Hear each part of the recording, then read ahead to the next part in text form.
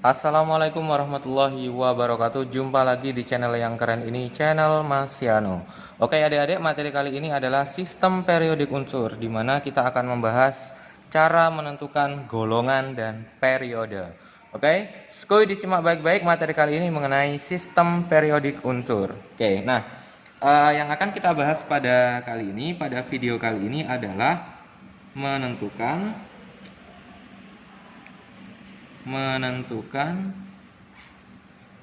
golongan dan periode.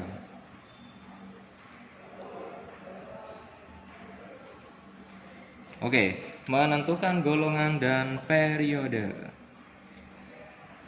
Oke, yang akan kita bahas pertama nanti adalah periode terlebih dahulu. Oke, periode. Nah, penentuan periode ini dapat dilihat dari jumlah n terbesarnya adik-adik. Jadi, pertama kali kalian harus menentukan konfigurasi elektronnya, kemudian kamu lihat n terbesarnya berapa. Berarti kalau n terbesarnya sudah ketemu, berarti itulah periodenya. Oke, jadi periode itu adalah penentuannya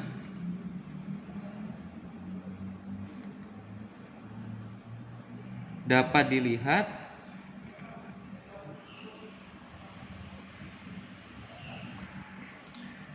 dari n terbesar,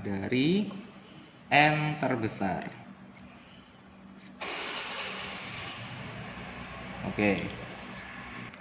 Kalau Mas Yano urutkan konfigurasi elektron itu kan ada 1s, 2s, 2p, 3s, 3p, 4s, 3d, 4p, 5s, 4d, 5p, kemudian ada 6s, 4f, 5d, 6p, kemudian ada 7p, 5f, 6D dan 7P. Oke. Nah, ini Mas Yano akan tentukan berapakah jumlah periode kalau dia berakhir pada konfigurasi ini. Kalau dia berakhir pada 1S, dia golongannya S. Periodenya adalah periode pertama. 2S 2P periode kedua. 3S 3P periode ketiga. 4S 3PD dan 4P. Pokoknya kalau berakhir di antara ini, berarti nanti periodenya adalah periode keempat. N terbesarnya kan 4. 4, 3, 4. Meskipun nanti berakhir pada 3D, nah di sini kan ada 4S. Berarti nanti dia periode keempat. Ini 5, ini 6, ini 7. Cukup mudah sekali adik-adik untuk menentukan periode. Oke, nah sekarang yang kedua, kita akan menentukan yang namanya golongan adik-adik. Oke, kita masuk ke yang namanya golongan. Nah, golongan ini kita bagi menjadi dua. Golongan ini ada dua adik-adik, ada golongan utama dan golongan transisi. Yang pertama golongan utama.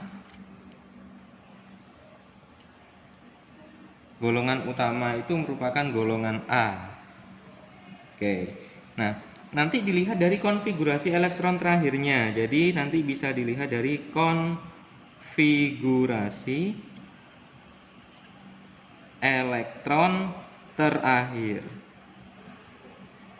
Baru kita bisa menentukan golongannya. Oke. Kalau dia berakhir pada NS1, ada yang berakhir pada NS2, berakhir pada NS2 NP1, NS2 NP2, NS2 NP3, NS2 NP4, NS2 NP5, NS2 NP6. Oke. Nah, kalau dia berakhir pada NS1, dia termasuk ke dalam golongan 1A. NS2 termasuk ke dalam golongan 2A. Ini 3A, 4A, 5A, 6A, 7A, 8A. Oke. Pokoknya intinya elektronnya kamu jumlahkan saja. Kalau dia berakhir pada S, subkulit S, maka nanti dia tinggal dilihat elektronnya. Kalau 1 berarti golongan 1A, Kalau 2 berarti golongan 2A. Kalau berakhir pada golongan pada P, maka nanti tinggal dijumlahkan elektronnya S dan P-nya. 2 tambah 1, 3A. 2 tambah 2, 4A, dan seterusnya sampai 2 tambah 6, golongan 8A. Sebagaimana kita ketahui bahwa golongan 1A itu termasuk golongan alkali. Kalau golongan 2A, alkali tanah. 3A itu golongan boron. 4A golongan karbon. 5A golongan nitrogen. 6A oksigen. 7A halogen. 8A gas mulia. Oke. Ini kalau termasuk ke dalam golongan utama, adik-adik. Nah, sekarang kita masuk ke golongan transisi.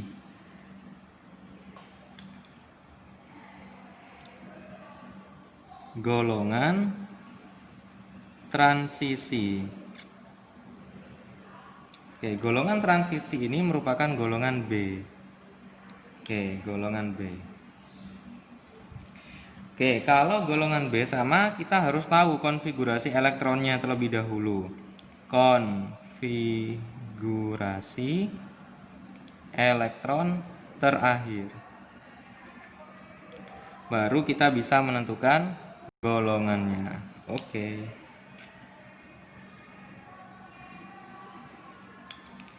Ada yang berakhir pada NS1, N-1, 2D1. Ada yang berakhir NS2, N-1D2, NS2. Kemudian N-1D3, NS1, N-1D5, NS2, N-1D5. Kemudian ada NS2, N-1D6, NS2, N-1D7, NS2, N-1D8, NS1, N-1D10, dan NS2, N-1D10.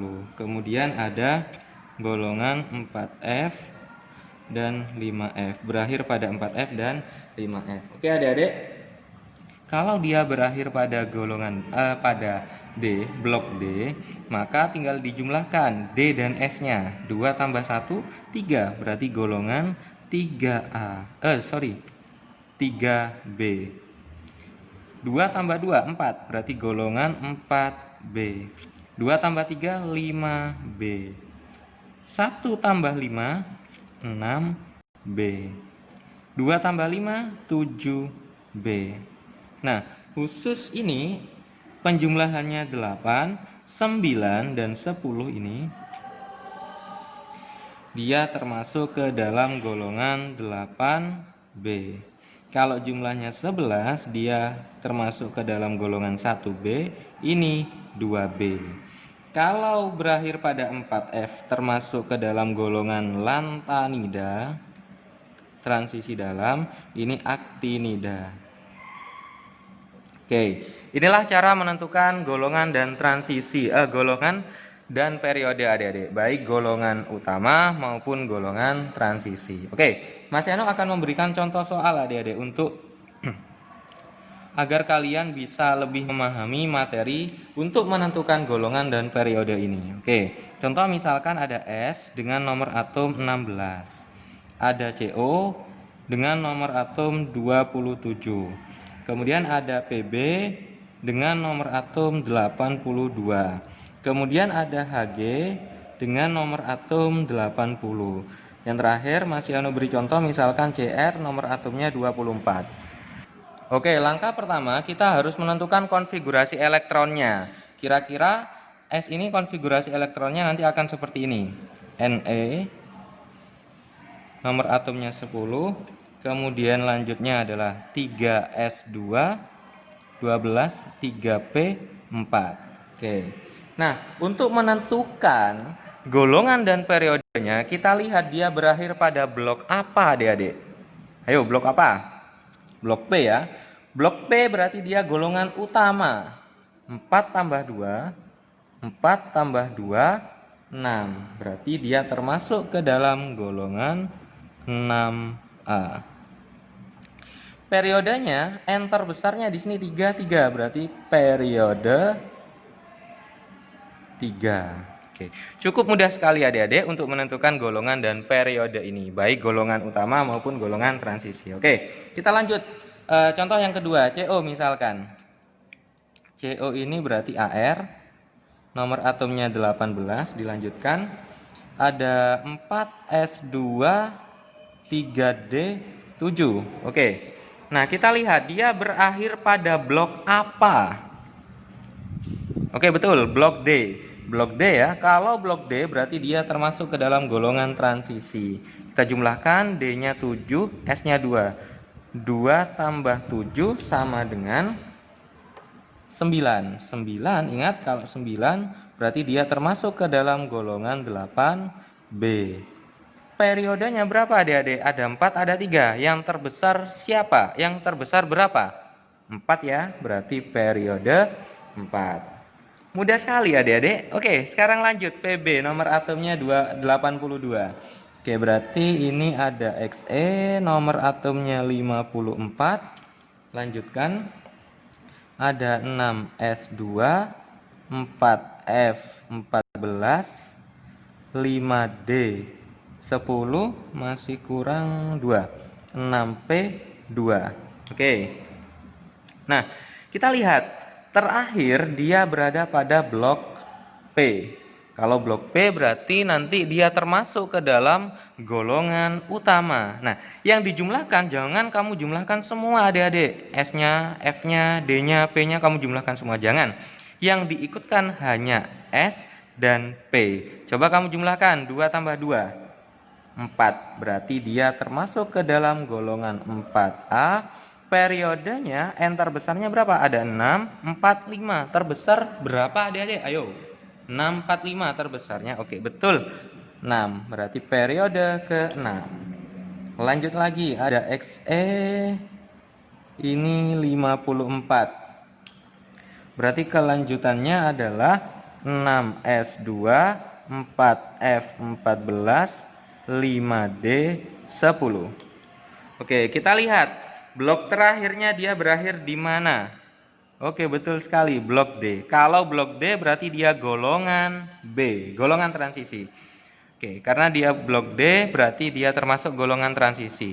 Yang dijumlahkan hanya S dan D. Hanya S dan D-nya. S-nya 2 tambah 10, 12. Kalau jumlahnya 12 berarti dia termasuk ke dalam golongan 2 tambah 10, 12. Berarti termasuk ke dalam golongan 2A. Periodenya keberapa? Ada 6, 4, 5. Oke, terbesarnya adalah 6. Mudah sekali adik-adik. Oke, sekarang kita lanjut CR. Yang terakhir, nomor atomnya 24. Ini berarti ada AR. Nomor atomnya 18. Oke, konfigurasi elektronnya berarti ada 4S2, 3D4. Oke, 3D4 tidak boleh. Kita coret. Berarti 4S1, 3D5. Oke, tinggal kita jumlahkan S dan D-nya. Berarti golongan berapa? Golongan 6B. Blok D berarti golongan B. 1 tambah 5, 6. Berarti golongan 6B. Periodenya berapa adik-adik? Periodenya adalah periode 3 atau 4. Ayo. Yang terbesar berapa? 4. Oke, berarti periode 4. Oke adik-adik, cukup mudah sekali untuk menentukan golongan dan periode ini. Oke, dipelajari kembali video ini. Semoga kalian bisa menjawab soal-soal untuk menentukan golongan dan periode pada sistem periodik unsur. Oke, masih anu akhiri. Wassalamualaikum warahmatullahi wabarakatuh.